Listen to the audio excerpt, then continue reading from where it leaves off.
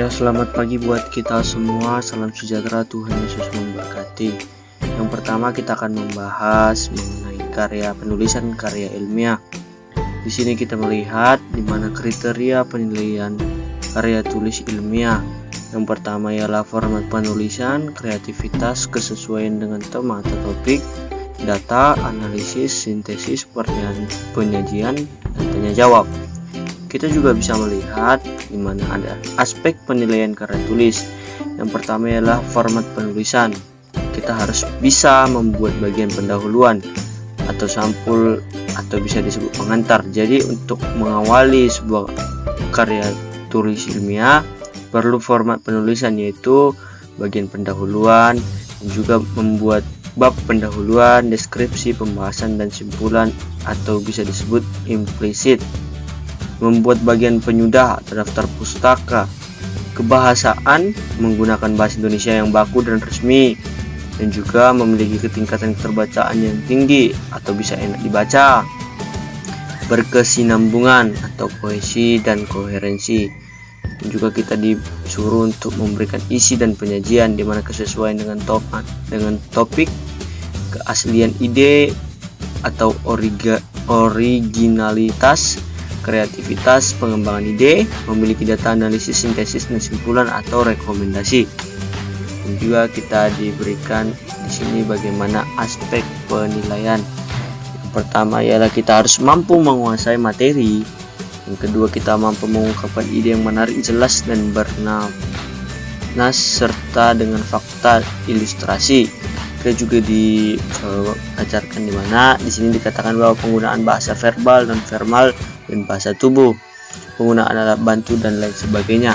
Dan juga kita bisa melihat alur pola pikir, di mana yang pertama itu adalah penulis, selanjutnya gagasan, lalu karya tulis, dan juga dari gagasan dan karya tulis itu kita bisa menyimpulkan jenis.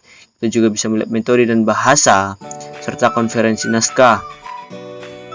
Ragam bahasa ilmiah di mana ada tertera di sini yaitu logis, lugas, kuantitatif, tidak taksa, denotatif, tidak berpengaruh bahasa asing. Banyak lagi ya, bisa kita lihat masing-masing yang tertera di sini. Dan juga kita bisa melihat gagasan. Yang pertama ialah topik atau bisa disebut pokok pikiran, ide, gagasan, persoalan, tema, topik yang sudah terbatas dan bertujuan, apanya tentang topik, judul, pencerminan isi gagasan, yaitu rumusan masalah, bagaimana judul. Nah, tujuan untuk mengetahui rumusan-rumusan masalah. Setelah itu topiknya itu harus menarik, aktual, problematik, memiliki pengetahuan dasar, bermanfaat, data mudah diperoleh dan terbatas. Dan juga seperti judul juga sama dengan topik, harus menarik, singkat, padat, menggambarkan isi. Dan juga sesuai dengan topik, mengandung kata operasional, minimal ada 2 variabel. Banyak lagi sama seperti topik tadi ya. Tujuan praktis karya tulis ilmiah di mana memberikan penjelasan, memberikan komentar atau penilaian, memberikan saran, menyampaikan sanggahan, pembuktian hipotesis, membuat suatu rancangan atau model. Nah, kita juga bisa melihat korelasi antar ide, di mana yang pertama ialah rumusan masalah, pendahuluan, rumusan masalah, tujuan, dan juga deskripsi, rujukan, dan data. Ini adalah hubungan dan proses dari tulisan karya ilmiah. Kita bisa melihat juga analisis, simpulan, dan saran. Semua kembali ke rumusan masalah ya. Nah, kiat memilih topik yang dimana ada aktual, faktual, kreatif, menarik, efektif, efisien. Kita bisa melihat penjelasannya di sini. Dan juga kita akan membahas kiat membahas, yang dimana ada komunikatif, mengalir, kekasan tubuh karangan, dimana harus ada bahasa tulis yang ragam ilmiah, gambar-gambar, dan semua penjelasan yang bisa menjadi bukti ataupun fakta agar dapat meyakinkan si pembaca. Dan juga kita bisa melihat metode pendekatan, yaitu metode rasional dan metode empiris. Di sini ada diberikan data-datanya, dan juga bagaimana pola umum karya tulis ilmiah kita bisa melihat di sini ya, berupa makalah, bab 1 pendahuluan, dan cara-caranya mulai dari bab 1 sampai bab 4. Kita bisa melihat ataupun berapa yang mau kita buat babnya, kita bisa melihat cara-caranya agar kita tidak salah untuk membuat sebuah karya tulis ilmiah. Dan juga di mana pola umum karya tulis ilmiah berupa pola penelitian. Di sini juga kita diajarkan bagaimana struktur jika dia berupa laporan penelitian.